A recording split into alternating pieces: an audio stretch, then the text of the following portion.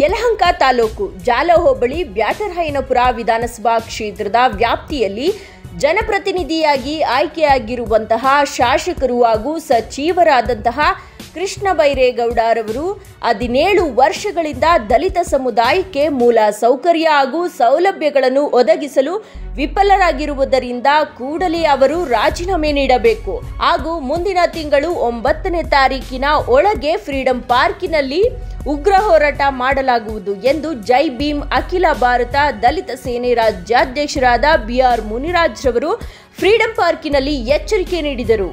ಏನಿವತ್ತು ನಾವು ಹೋರಾಟ ಹಮ್ಮಿಕೊಂಡಿದ್ದ ಉದ್ದೇಶವೇನೆಂದರೆ ಬ್ಯಾಟರಾಯನಪುರ ವಿಧಾನಸಭಾ ಕ್ಷೇತ್ರದ ಶಾಸಕರು ಹಾಗೂ ಕಂದಾಯ ಸಚಿವರಾದಂಥ ಕೃಷ್ಣ ಬೈರೇಗೌಡರು ನಮ್ಮ ಒಂದು ಬ್ಯಾಟರಾಯನಪುರ ವಿಧಾನಸಭಾ ಕ್ಷೇತ್ರದಲ್ಲಿ ಜಯಗಳಿಸಿ ಇವತ್ತಿಗೆ ಅಂದರೆ ಒಂದು 17 ವರ್ಷದ ಮೇಲೆ ಆಗುತ್ತೆ ಅವರು ಆ ಭಾಗದಲ್ಲಿ ಗೆದ್ದು. ಆ ಭಾಗದಲ್ಲಿ ಗೆದ್ದಂಥ ಶಾಸಕರು ಅಭಿವೃದ್ಧಿ ಕೆಲಸಗಳು ಮಾಡಿರೋದು ಕುಂಠಿತ, ಬಹಳ ಕುಂಠಿತ, ಅಷ್ಟಿಷ್ಟಲ್ಲ.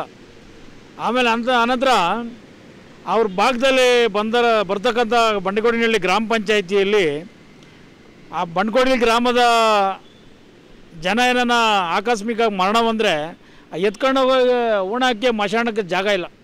ಕಂದಾಯ ಸಚಿವರ ಒಂದು ಕ್ಷೇತ್ರದಲ್ಲೇ ಒಂದು ಮಶಾಣಕ್ಕೆ ಜಾಗ ಇಲ್ಲ. ಆಮೇಲೆ ಅದನ್ನೆಲ್ಲ ಒತ್ತುವರಿ ಮಾಡ್ಕೊಂಬಿಟ್ಟಿದ್ದಾರೆ ಈ ಕಾಂಗ್ರೆಸ್ ಸರ್ಕಾರದ ಅವ್ರ ಸಹಪಾಠಿಗಳು. ಚಿಕ್ಕಾಪಟ್ಟೆ ಸಿ ನಾಗರಾಜ್ ಅನ್ನೋರು, ಆಮೇಲೆ BK ಮಂಜು ಅನ್ನೋರು, ಇನ್ನೂ ಹಲವಾರು ಮಶಾಣಕ್ಕೆ ಜಾಗನೇ ಬಿಟ್ಟಿಲ್ಲ ಇದುವರೆಗೂ. ಅವರ ಒಂದು ಸಹಪಾಠಿಗಳೇ ಆಗಿರ್ತಾರೆ. ಆಮೇಲೆ ಒತ್ತುವರಿ ಮಾಡ್ಕೊಂಡು ಸುಮಾರು ಸರಿ ಅಳತೆ ಮಾಡ್ಕೊಂಬಂದರೂ ಸಹ ಆ ಸರ್ವೇರ್ಗೆ ಏನಾದರೂ ಒಂದು ಗಲಾಟೆ ಮಾಡೋದು, ಒಂದು ತೊಂದರೆಗಳು ಕೊಡೋದು, ಏನಾದರೂ ಒಂದು ಮಾಡ್ತಾ ಇರ್ತಾರೆ. ಆಮೇಲೆ ಮೊನ್ನೆ ತಾನೇ ಬಂದಂಥ ಒಂದು ಎಲ್ಲ ವಿಡಿಯೋಗಳಲ್ಲಿ ಮತ್ತು ಯೂಟ್ಯೂಬರ್ಸ್ಗಳಲ್ಲಿ ಎಲ್ಲ ಹರಿದಾಡ್ತಾ ಇದೆ. ಸಿಂಗಳಿ ಗ್ರಾಮದ ಸರ್ವೆ ನಂಬರ್ 9ರಲ್ಲಿ 33 ಎಕರೆ 32 ಗುಂಟೆ ಜಾಗನ ನಕಲಿ ದಾಖಲಾತಿಗಳು ಸೃಷ್ಟಿ ಮಾಡಿಸ್ಬಿಟ್ಟು ಆಮೇಲೆ ಉಪವಿಭಾಗಾಧಿಕಾರಿ ಇದ್ದಂಥ 420 ಪ್ರಮೋದ್ ಪಟೇಲ್ AC, ಅವನು AC ಅಲ್ಲ, ಅವನು AC ಅಂತ ಹೇಳಿದ್ರೆ ನಮ್ಗೆ ನಾಚಿಕೆ ಆಗ್ತದೆ. ಅವನೇನು ಮಾಡವನಂದರೆ ಒಂದು ಆದೇಶ ಮಾಡಿಬಿಟ್ಟು 33 ಎಕರೆ 32 ಗುಂಟೆ ಜಾಗಕ್ಕೆ ನಕಲಿ ದಾಖಲೆ ಸೃಷ್ಟಿ ಮಾಡಿ ಆದೇಶ ಮಾಡಿ ಅದಕ್ಕೆ ಬೇರೆಯವರಿಗೆಲ್ಲ ಬಿಲ್ಡರ್ಸ್ಗಳು ಮಾರಾಟ ಮಾಡಿಬಿಟ್ಟಾರೆ. ಆ ಮಾರಾಟ ಕೆರೆ ಜಾಗನ ಆಮೇಲೆ ಬಂಡ್ಕೋಡಿಗೆಯಲ್ಲಿ ಮಾಡೋಕ್ಕವ್ರೆ ಕೆರೆನ, ಆಮೇಲೆ ನವರತ್ನಗರ ಕೆರೆಗಳು ಮಾಡೋಕ್ಕವ್ರೆ. ಆಮೇಲೆ ಜಾಲ ಹೋಬಳಿಯಲ್ಲಿ ಕೃಷ್ಣ ಬೈರೇಗೌಡ 17 ವರ್ಷಗಳ ಹಿಂದೆಗಡೆ ಏನು MLA ಆಗಿ ಬಂದೋ ಆವಾಗ ಏನಿತ್ತು ಗೋಮಾಳ ಜಾಗಗಳು, ಈಗೆಲ್ಲ ಜಾಗಗಳನ್ನು ಲೇಔಟ್ಲು ಮಾಡಾಕಿ ನಕಲಿ ದಾಖಲಾತಿ ಸೃಷ್ಟಿ ಮಾಡಾಕ್ಬಿಟ್ಟು ಗೋಮಾಳನೇ ನುಂಗಿ ಹಾಕ್ಬಿಟ್ಟವ್ರೆ. ನುಂಗಿ ಹಾಕಿರೋ ಯಾರಂದರೆ ಕೃಷ್ಣ ಬೈರೇಗೌಡನ ಸಹಚಾರ್ರೆ ಎಲ್ಲ ಬಿಲ್ಡರ್ಸ್ಗಳೇ. ಇನ್ನು ಮಾರ್ಸಂದ್ರ ಗ್ರಾಮದಲ್ಲಂತೂ ಆ ಗೋಮಾಳ ಜಗಗಳೇ ಇಲ್ಲ. ಒಂದೊಂದಕ್ಕೆ 4 ದಾಖಲಾತಿ ಸೃಷ್ಟಿ ಮಾಡ್ತಾರೆ ಎಲ್ಲ ಅವ್ರ ಸಹಪಾಠಿಗಳೇ. ಹೆಸರು ಹೇಳಬೇಕಂತ ಇಟ್ಕೊಂಡ್ರೆ ಕೃಷ್ಣ ಬೈರೇಗೌಡರು ನನ್ನ ಜೊತೆಲಿ ವೇದಿಕೆಗೆ ಬರಲಿ. ಕೃಷ್ಣ ಬೈರೇಗೌಡರ ಮುಂದೆನೇ ಅವ್ರು ಯಾರ್ಯಾರು ಸಹಪಾಠಿಗಳಿಗೆ ವೇದಿಕೆ ಈ ಸರ್ಕಾರಿ ಜಾಗಗಳನ್ನ ಒತ್ತುವರಿ ಮಾಡ್ಕೊಂಡವ್ರು ಅಂತಂತೇಳಿ ನಾನು ಇಂಚಿಂಚು ಹೇಳ್ತೀನಿ. ಆದರೆ ಕೃಷ್ಣ ಬೈರೇಗೌಡ್ರೆ ಇವತ್ತು ತಾವು ಮಾಡ್ತಾ ಇರೋಂಥ ಕೆಲಸಗಳಲ್ಲಿ ಭಾಳ ಅನಾನುಕೂಲವಾಗಿದೆ. ಇವತ್ತು ಕೃಷ್ಣ ಬೈರೇಗೌಡರಿಗೆ ಚೀಮಾರಿಗಳಾಗ್ತಾ ಇದ್ದಾರೆ. ಅವ್ರ ಸಹಪಾಠಿಗಳೇ ಇವತ್ತು ಲೇಔಟ್ಲಿ ಕೆಲಸ ನಿಲ್ಲಿಸ್ಬಿಟ್ಟವ್ರೆ. ನಮಗೇನೋ ₹1 ಆದಿಕ್ಲೆ ಬರ್ತಾ ಇಲ್ಲ, ನಾವು ಹೆಂಗೆ ನಡ್ಕೊಂಡು ಹೋಗ್ಯಾರೆ, ಏನೋ ಓಟ್ ಹಾಕ್ಬಿಟ್ಟು ನಾವು ಅವ್ರನ್ನ ಗೆಲ್ಲಿಸಿದ್ರೆ ಇವತ್ತು ನಮಗೆ ಅನ್ಯಾಯ ಮಾಡ್ತಾರೆ. ಇನ್ನು ಮುಂದಿನ ದಿನಗಳಲ್ಲಿ ಯಾವುದೇ ಕಾರಣಕ್ಕೂ ಮುಂದೆ ನಡೆಯುವಂಥ 28ನೇ ಚುನಾವಣೆಗೆ ಇವರನ್ನು ಇಲ್ಲಿಂದ ಓಡಿಸ್ಬೇಕಂತಂತೇಳಿ ಅವರೇ ಅನ್ಕೊಂಬಿಟ್ಟಿದ್ದಾರೆ. ಈ ಒಂದು ಭಾಳ ಬೇಜಾರಾಗುತ್ತೆ. ಈ ಒಂದು ವಿಚಾರದಲ್ಲಿ ಕೃಷ್ಣ ಬೈರೇಗೌಡರು ಇಮಿಡಿಯೇಟ್ಲಿ ರಾಜೀನಾಮೆ ಕೊಡಬೇಕು. ಇವತ್ತು ನಾವು ಹೋರಾಟವನ್ನು ಭಾಳ ಜೋರಾಗಿ ಮಾಡ್ಬೇಕಂತಂದಿದ್ದೀವಿ. ಈ ಒಂದು ಅಧಿಕಾರಿಗಳು ಯಾರೂ ಸಿಗಲ್ಲ, ಮತ್ತು ಪೊಲೀಸ್ ಸ್ವಲ್ಪ ಬಂದೋಬಸ್ತಲ್ಲೂ ಸ್ವಲ್ಪ ವಿಫಲತೆಯನ್ನು ಕಾಣಿಸ್ತಾ ಇದೆ ಅಂತೇಳಿ ಇವತ್ತು ನಾವಿಗೆ ಒಂದು ಪರ್ಮಿಷನ್ ಕೊಡೋದನ್ನ ಪೊಲೀಸ್ ಅಧಿಕಾರಿಗಳು ನಿರಾಕರಿಸಿಬಿಟ್ಟು DCP ಹತ್ರ ಹೋಗಿ ಅಲ್ಲಿ ಪರ್ಮಿಷನ್ ತೊಗೊಂಬನ್ನಿ ಅಂತಂತೇಳಿ ಹೇಳಿದ್ರು. ನಾನು ನಮ್ಮ ಹುಡುಗನ ಕಳಿಸಿದ್ದೆ. ಆಯಿತು, ಪೊಲೀಸ್ ಅಧಿಕಾರಿಗಳಿಗೂ ನಾನೇನು ಹೊಸದಾಗೇನು ಹೋರಾಟ ಮಾಡ್ತಾಯಿಲ್ಲ. ನಂತರ ಬರೋ ತಿಂಗಳಲ್ಲಿ ಒಂದು 9ನೇ ತಾರೀಕು ಆಜುಬಾಜಿನಲ್ಲಿ ನಮಗೆ ಪರ್ಮಿಷನ್ ಕೊಡ್ತೀನಿ ಅಂತ ಹೇಳಿದ್ರೆ ಆವತ್ತು ಸುಮಾರು ಅಂದರೆ ಒಂದು 15ರಿಂದ ಒಂದು 20,000 ಜನ ಸೇರಿಸಿ ಒಳ್ಳೆ ಬೃಹತ್ ತಮಟೆ ಚಳವಳಿಯನ್ನು ಇಲ್ಲಿ ಹಮ್ಮಿಕೊಬೇಕಂತಂತೇಳಿ ಹೇಳ್ಕೊಂಡಿದ್ದೀವಿ. ಅದೇ ರೀತಿಯಲ್ಲಿ ಇದು ಒಂದು ವಿಚಾರ ಆಗಿರ್ತದೆ. ನಮ್ಮ ಹೋರಾಟದಲ್ಲಿ ಒಂದು ಮೊದಲನೇ ಅಧ್ಯಯನದ ವಿಚಾರನ ನಾನು ಮಂದಟ್ಟು ಮಾಡಿದ್ದೀನಿ. ಇನ್ನು ಎರಡನೇ ವಿಚಾರ ತಗೊಂಡ್ರೆ ಯಲಹಂಕ ತಾಲೂಕ್ ಪಂಚಾಯತಿಗೆ ವ್ಯಾಪ್ತಿಗೆ ಬರ್ತವಂಥ ಒಬ್ಬ ಇಒ ಇದ್ದಾರೆ. ಆತನು ದಲಿತ ವಿರೋಧಿ, ಹಿಂದೂ ವಿರೋಧಿ ಒಬ್ಬ ಜೋಸೆಫ್ ಅನ್ನೋ ಒಂದು ಇಒ ಇಡೀ 2017ರಲ್ಲಿ ಅಲ್ಲಿ ಕೆಲಸ ಮಾಡಿದಂಥ ದಲಿತರಿಗೆ ಹಣ ಕೊಡಬೇಕಂತಂತೇಳಿ CO ಅವರು ಆದೇಶ ಮಾಡಿದ್ರು ಅದನ್ನು ನಿರಾಕರಿಸಿ ಯಾವುದೇ ಕಾರಣಕ್ಕೂ ಈ ದಲಿತರಾಗಲಿ ಹಿಂದೂಗಳು ಕೊಡಬಾರ್ದು ಅಂತೇಳಿ ನಿರಾಕರಿಸಿದ್ದಾರೆ. ಅದೇ ರೀತಿಯಲ್ಲಿ ಅವರೇ ಒಂದು ಆದೇಶ ಮಾಡಿದಂಥ ಒಂದು ದಾಸನಪುರ ಗ್ರಾಮ ಪಂಚಾಯತಿ ವ್ಯಾಪ್ತಿಗೆ ಬರುವಂಥ ಒಂದು ಮಂತ್ರಿ ಲೇಔಟ್ನಲ್ಲಿ ಸೈಟ್ ನಂಬರ್ 121ಕ್ಕೆ ಖಾತೆ ಮಾಡೋಕ್ಕೆ ಅವರೇ ಆದೇಶ ಮಾಡವ್ರೆ.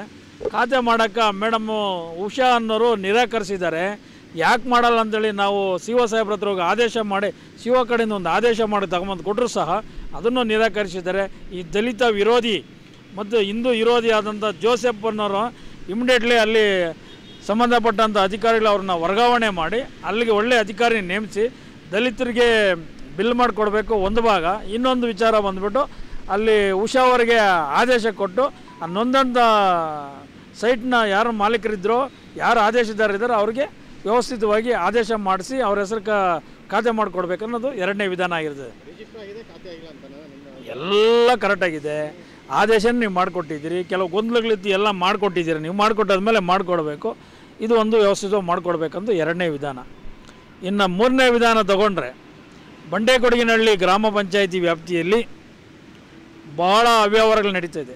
ಅಲ್ಲಿ ಒಬ್ಬ 420 PD ಒಂದು ಬಂದ್ಬಿಟ್ಟನೆ ಪೂರ್ಣಾಚ ಅಂತೇಳಿ ಕೊಡು ಕಡೆನು ಆತನಿಗೆ ಮಾತಾದರೆ ಡೀಲರ್ ಮುಂದೆ ಹಿಂದೆ ಕಡೆ ಸುಮಾರು ಕಡೆ ಕೆಲಸ ಮಾಡ್ತಾಯಿದ್ದ. ಗಂಡಗನಹಳ್ಳಿಯಲ್ಲಿ ಕೆಲಸ ಮಾಡ್ತಾಯಿದ್ದ. ಗಂಡಗನಹಳ್ಳಿಯಲ್ಲಿ ನನಗೆ ಆಕಸ್ಮಿಕವಾಗಿ ಪರಿಚಯ ಆಗಿ ಯಾವುದೇ ಕೆಲಸ ಆಗಬೇಕಾದ್ರೆ ನಾನೇ ಹೋಗಿ ಅವ್ರಿಗೆ ಮಾಡಿಕೊಟ್ಟು ಹಿಂದೆ ಇದ್ದಂಥ ಕಾಂತರಾಜ್ ಅವ್ರಿಗೆ ನಾನು CO ಕಾಂತರಾಜ್ ಅವ್ರಿಗೆ ಹೇಳಿ ನಾನೇ ಆತನಿಗೆ ಆರ್ಡ್ರ್ ಮಾಡಿಸಿ ಆದೇಶ ಮಾಡಿ ಬಂಡ್ಗೋಡ್ಲಿ ಒಳ್ಳೆ ಅಧಿಕಾರಿ ಕೆಲಸ ಮಾಡಲಿ ಅಂತ ಹಾಕಿದ್ರೆ ಅವನು ದೊಡ್ಡ 420ನೇ ಆಗ್ಬಿಟ್ಟಿದ್ದಾನೆ. ಅಲ್ಲಿ ಎಲ್ಲಿ ದುಡ್ಡು ಸಿಗುತ್ತೋ ಅಲ್ಲಿ ವ್ಯವಸ್ಥಿತವಾಗಿ ಇದು ಮಾಡ್ತದೆ. ಆಮೇಲೆ ನಮಗೆ ಒಂದು ಸುಮಾರು ಬಿಲ್ಗಳು ಕೊಡಬೇಕಾದ್ರೂ ಆಗ ಚೆಕ್ಗಳು ಎತ್ಕೊಂಡು ಹೋಗ್ಬಿಟ್ಟವ್ರೆ. ಅದೇ ಎತ್ಕೊಂಡು ಹೋಗ್ಬಿಟ್ರಂತೆ ಅಧಿಕಾರಿಗಳಿಗೆಲ್ಲನೂ ಸುಳ್ಳು ಮಾಹಿತಿಗಳು ಕೊಡ್ತಾ ಇದ್ದಾನೆ. ಆಮೇಲೆ ಚೆಕ್ಗಳು ತೊಗೊಂಡು ಹೋಗೋದಕ್ಕೆ ಬೇರೆ ತೊಗೊಂಡೋದಕ್ಕೆ ಸಾರ್ವಜನಿಕರು ಯಾರು ಇವರು ಅಧಿಕಾರಿಗಳಾದವರು ಇವರು ಮಾಡಬೇಕು, ಇವರು ವ್ಯವಸ್ಥಿತವಾಗಿ ಮಾಡಬೇಕು. ಆಮೇಲೆ ಅಲ್ಲಿ ಪಂಚಾಯತಿನೂ ಅಧ್ವಾನ ಮಾಡಿ ಬಿಸಾಕ್ಬಿಟ್ಟವ್ರೆ. ಅಲ್ಲಿ ದಲಿತರಿಗಿದ್ದಂಥ ರಿಸರ್ವೇಷನನ್ನು ಸವರ್ಣೀಯರಿಗೆ ಹಸ್ತಾಂತರ ಮಾಡಿ ಅವರ ಇದರಲ್ಲಿ ಅಥಾರಿಟಿಯಲ್ಲಿ ಕೆಲಸ ಮಾಡ್ತಾವನೆ ಈ ಭ್ರಷ್ಟ ಅಧಿಕಾರಿ. ಮಾಡಬಾರ್ದು, ಅದು ಕಾನೂನು ಚೌಕಟ್ಟಲ್ಲಿ ಮಾಡ್ಕೊಂಡು ಹೋಗಬೇಕು. ಇವನು ಯಾವ ರೀತಿ ಪಂಚಾಯತಿ ನಡೆಸ್ತಾವನೋ ನನಗಂತೂ ಗೊತ್ತಾಗ್ತಾ ಇಲ್ಲ. ಆಮೇಲೆ ಸರ್ಕಾರಕ್ಕೆ ಮೋಸ ಮಾಡಿ CA ಸೈಟ್ಲಿ ಜಾಗನ ಬೇರೆಯವ್ರಿಗೆ ಮಾರಾಟ ಮಾಡಿಬಿಟ್ಟು ಖಾತೆಗಳು ಮಾಡಿಬಿಟ್ಟಿದ್ದಾನೆ. ಆಮೇಲೆ ಆನಂತರ ಬಂದುಬಿಟ್ಟು ತಿರ್ಗಾ ಅಲ್ಲಿ ರುದ್ರಾಶ್ರಮಕ್ಕಂತ ಜಾಗ ಕೊಟ್ಟಿದ್ರೆ ಅದಕ್ಕೋಗಿ ರೆಸಾರ್ಟ್ಗೆ ಅನುಮತಿ ಮಾಡಿಕೊಟ್ಟಿದ್ದಾನೆ. ಅದು ಭಾಳ ಖಂಡನೀಯವಾಗಿರ್ತದೆ. ಅದನ್ನು ರದ್ದು ಮಾಡಬೇಕು. ಆಮೇಲೆ ರಾಜೀವ್ ಗಾಂಧಿ ಆಶ್ರಯ ಕಮಿಟಿಯಲ್ಲಿ ಸೈಟ್ಲು ಕೊಡ್ತೀವಿ ಅಂತೇಳಿ ಪಾಣಿಯಲ್ಲಿ ಎಂಟ್ರಿ ಮಾಡಿದ್ರೆ ಇವನವ್ರದ್ದು 9-10ಗಳ ಬುಕ್ಗಳಲ್ಲಿ ಬರ್ಕೊಟ್ಬಿಟ್ಟಿದ್ದಾನೆ. ಅದು ಭಾಳ ಕಾನೂನು ಉಲ್ಲಂಘನೆ ಮಾಡ್ದಂಗಿದೆ. ಆಮೇಲೆ ಅಧ್ಯಕ್ಷರಿಗೆ ಅಲ್ಲಿ ಏನು ಗೊತ್ತಿಲ್ಲ. ಆ ಅಧ್ಯಕ್ಷರು ಕ್ರಿಶ್ಚಿಯನ್ ಸೇರವ್ರು ಅಂತಂತ ಹೇಳ್ಬಿಟ್ಟು ಅವ್ರನ್ನ ರಾಜೀನಾಮೆ ಕೊಡಿಸಿ ಕುತಂತ್ರಗಳೆಲ್ಲ ಇದು ಮಾಡಿಸ್ತಾ ಇದ್ದಾನೆ. ಅವರೊಬ್ಬ ಪರಿಶಿಷ್ಟ ಜಾತಿಗೆ ಸೇರಿದಂಥ ಒಬ್ಬ ಮಹಿಳೆ ಪವಿತ್ರ ಅನ್ನೋರಿದ್ದರು. ಅವ್ರದ್ದು ಏನಾನ ಮಾಡಿ ಅಲ್ಲಿ ಗೌಡ್ರಿಗೆ ಅವ್ರಿಗೆ ತಂದಿಕ್ಬಿಟ್ಟು ಇವನ್ನೇನಾದರೂ ಓಡಿಸ್ಬೇಕಂತ ಹೇಳ್ಬಿಟ್ಟು ಅವ್ರಿಗೆ ಗಲಾಟೆ ಮಾಡಿ ಅವ್ರನ್ನೆಲ್ಲ ಹಿಡ್ಕೊಂಡು ಹೊಡೆದು ಆಮೇಲೆ ಆ ಒಂದು ಅವ್ರ ವಿಚಾರದಲ್ಲಿ ಬಾಗ್ಲೂರು ಪೊಲೀಸ್ ಸ್ಟೇಷನ್ನಲ್ಲಿ ಅವ್ರ ಅಧಿಕಾರಿ ಮೇಲೆ SC/ST ಕೇಸನ್ನು ದೂರು ದಾಖಲಾಗಿದೆ. ಮೊನ್ನೆ SC/ST ಮೀಟಿಂಗಲ್ಲೂ ಅವ್ರ ವಿಚಾರ ಪ್ರಸ್ತಾವನೆ ಆಗಿದೆ. ಈ ಒಂದು ವಿಚಾರಗಳಲ್ಲಿ ಅವನ್ನ ಇಮಿಡಿಯೇಟ್ಲಿ ಅವನ್ನ ಓಡಿಸ್ಬೇಕು. ಅವನು ಓಡಿಸಿ ಆ ಜಾಗಕ್ಕೆ ಒಳ್ಳೆ ಅಧಿಕಾರಿಗಳನ್ನ ನೇಮಕ ಮಾಡಿ ಬಂಡ್ಗೋಡ್ಗಳ್ಳಿ ಪಂಚಾಯತಿಯಲ್ಲಿ ಒಳ್ಳೆ ಕೆಲಸಗಳಾಗಬೇಕು ಅನ್ನೋದು ನಮ್ಮದೊಂದು ಮೂರನೇ ಅಧ್ಯಾಯ ಆಗಿರ್ತದೆ. ಇನ್ನು ಕೊನೆಯದಾಗಿ ಇನ್ನು ಹೇಳಬೇಕಾದ್ರೆ ಪೊಲೀಸ್ ಇಲಾಖೆಯಲ್ಲಿ ಭಾಳ ನಿಷ್ಠಾವಂತ ಅಧಿಕಾರಿ ಅಂತ ಹೇಳ್ಕೊಂಬಂದಂಥ ಸಂಪಿಗೆಹಳ್ಳಿ ACP ಎಲ್ಲ ಒಂದು ದೊಡ್ಡ 420 ಅವನು. ಯಾಕಂದರೆ ನಾವು ಕಂಪ್ಲೇಂಟ್ ಕೊಟ್ಟಿದ್ರು ಆ ಕಂಪ್ಲೇಂಟನ್ನು ತಗೊಂಡು ಒಬ್ಬ ನಿರಪರಾಧಿ ಹುಡುಗನ್ನ ಚಾರ್ಜ್ ಶೀಟಲ್ಲಿ ಸೇರಿಸಿ ಈ ಭ್ರಷ್ಟ 420 A1 A2 ಇದೆಲ್ಲ ಆರೋಪಿಗಳನ್ನ ಬಂಧಿಸಿದ್ರೆ ಆಮೇಲೆ ಅವ್ರ ಕಡೆಯಿಂದ ದುಡ್ಡುಗಳು ತೊಗೊಂಡು ಅವ್ರನ್ನ ಬಿಟ್ಟು ಕಳಿಸ್ಬಿಟ್ಟು ಕೋರ್ಟ್ಗಳಲ್ಲಿ ಸುಮಾರು ಒಂದು 4-5 ತಿಂಗಳು 6-7 ತಿಂಗಳು ಅವ್ರಿಗೆ ಬೇಲ್ ಸಿಕ್ಕಿದ್ರೆ ನಾವು ಮಾಡಿದ್ದೀವಿ. ತಿರ್ಗಿ ಆಮೇಲೆ ಒಂದು ಆಕಸ್ಮಿಕವಾಗಿ ಆ್ಯಂಟಿಸಿಪಲ್ ಬೇಲ್ ತೊಗೊಂಡು ಆಮೇಲೆ ಇವ್ರನ್ನ ಪಾರ್ಟಿ ಮಾಡಿ ನಾವು ಕರ್ನಾಟಕ ಉಚ್ಚ ನ್ಯಾಯಾಲಯದಲ್ಲಿ ನಾವು ಆರ್ಡ್ರ್ ಮಾಡಿಸಿ A1 A2 ಕೈ ಬಿಟ್ಟರು ಅಂತ ಸೇರಿಸಿ ಅಂತ ಹೇಳಿದ್ರು ಈ 420 ಮಾಡಲಿಲ್ಲ ಇವನು. ಆನಂತರ ಏನಾಯಿತು, ಇದೇ ಆರೋಪಿಗಳು ನಮ್ಮ ಚಂದನ್ ಕುಮಾರ್ ಅನ್ನೋ ಒಬ್ಬ ವ್ಯಕ್ತಿನ ನನ್ನ ತಂಗಿ ಮಗನ ಹೊಡೆದು ಹೊಡೆದಾದ್ಮೇಲೆ ಚಂದನ್ ಕುಮಾರ್ ಅವ್ರ ಪರವಾಗಿ Bagalur police station crime number 205/24 ಅಂತಂತೇಳಿ FIR ಹಾಕಿದ್ರೆ ಆ FIRನ ಉಲ್ಲಂಘನೆ ಮಾಡೋದಕ್ಕೆ ಇವನು ಇಲ್ದಿದ್ದೆಲ್ಲ ತೋರಿಸಿ ಆಮೇಲೆ ಯಾರು ಸಾಮಾನ್ಯ ಜನರ ಹತ್ರ ದುಡ್ಡು ವಸೂಲಿ ಮಾಡಿಕೊಂಡು A1 A2ನ ಕೈಬಿಟ್ಟು ಈ ನಮಗೆ ತೊಂದರೆ ಮಾಡಿದ್ದ. ಆ ವಿಚಾರದಲ್ಲಿ ನಾವು ಎಷ್ಟು ಹೋರಾಟ ಮಾಡಿದ್ರು ಸರ್ಕಾರ ನಮ್ಮ G. ಪರಮೇಶ್ವರ್ ಅವರು ಅವ್ರ ಪರವಾಗಿ ಬ್ಯಾಟ್ ಬೀಸ್ತವ್ರೆ, ನಮ್ಮ ಪರವಾಗಿ ನ್ಯಾಯ ಕೊಡ್ತಾ ಇಲ್ಲ. ಯಾಕಂದ್ರೆ ಅವರು ಒಬ್ಬ ದಲಿತರ ಮಂತ್ರಿಯಾಗಿ ದಲಿತರ ನ್ಯಾಯ ಕೊಡ್ತಾ ಇಲ್ಲ ಇವತ್ತು. ಯಾಕಂದರೆ ಏನಾಗಿದೆ ಅವ್ರ ಅಣ್ತಮ್ಮದನ್ನ ತಿಳ್ಕೊಂಡು ಅವ್ರೇನೋ ನನಗೆ ಗೊತ್ತಿಲ್ಲ ಮುರುಗೇಂದ್ರಯ್ಯನ. ಆಮೇಲೆ DCP ಅವ್ರಿಗೂ ಹೇಳಿದ್ದೀನಿ, ACP ಅವ್ರಿಗೆ ಹೇಳಿದ್ದೀನಿ, ಕಮಿಷನರ್ಗೆ ಹೇಳಿದ್ದೀನಿ, ಎಷ್ಟು ಹೋರಾಟ ಮಾಡಿದ್ದೀನಿ ಆ ವಿಚಾರದಲ್ಲಿ ಮಾಡಿದ್ರೆ ಮಾಡಲಿಲ್ಲ.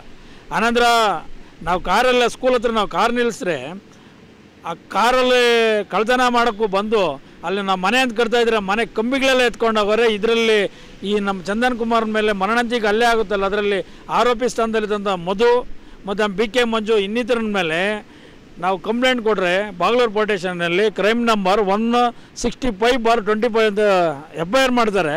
ಆರೋಪಿಗಳು ಇದುವರೆಗೂ ಪೊಲೀಸರು ಹಿಡಿಯಲ್ಲ, ಆ ಸರ್ಕಲ್ ಇನ್ಸ್ಪೆಕ್ಟರ್ ಇರಲ್ಲ.